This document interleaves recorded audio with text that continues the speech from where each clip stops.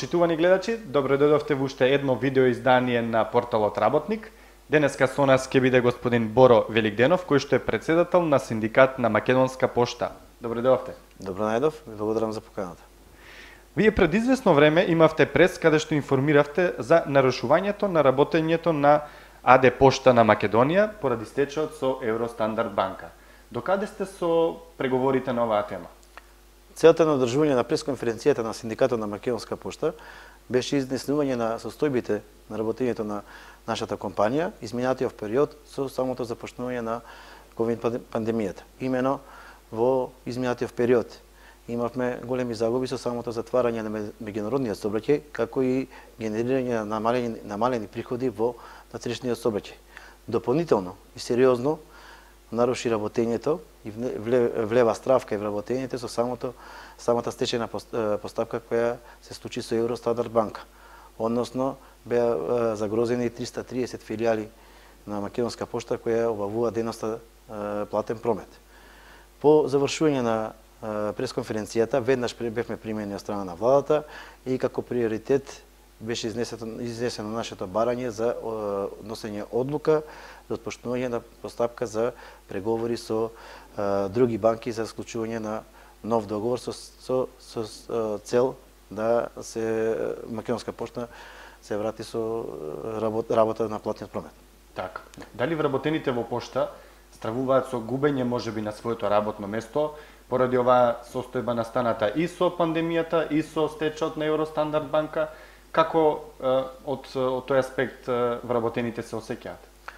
Одреден степен на стравување и ризик постои кај вработените, но се надеваме со оглед на текот на преговорите со банките за краток период, за брзо време да се случи нов договор со една од банките и да продолжиме со работењето на платниот промет. Што се однесува во другиот сегмент, односно главната дејност на Македонска пошта, тоа е поштенското работење.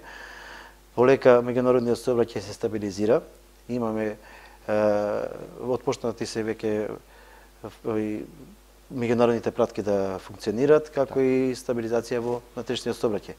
Со самото тоа и склучување на нов договор, отпочнување повторно функционирање на платниот промет, се надеваме на подобрување на состојбите и непречено функционирање на компанијата.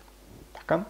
Дали вие како председател на Синдикат на Македонска пошта имате информација за приватизација на пошта и доколку тоа се случи, како би влијаело на сигурноста на вработените во пошта? Информациите за приватизација подолг период, може да нагласам и години, се шпекулира дека ќе се дискутира или шпекулира за приватизација на Македонска пошта, но се надевам дека доколку дојде до приватизација на Македонска пошта, главната улога како синдикат максимално ќе се залагаме да и заштитиме работничките права, особено работните места. Сепак треба да имаме во предвид дека ние Македонска пошта е главен сервис на цела територија на Република Македонија и една од суштинско значење за самата држава и се надевам дека и со самата приватизација само би можело да дојде до подобрување во работењето, а со самото тоа зголемување на обем на работа и зачувување на работните места на вработените.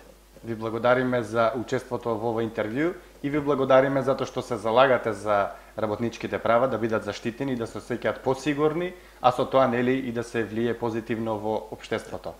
Драги гледачи, ви благодариме и на вас за вниманието. До наредно вакво интервју. Се гледаме и останете во добро здравје. Пријатно.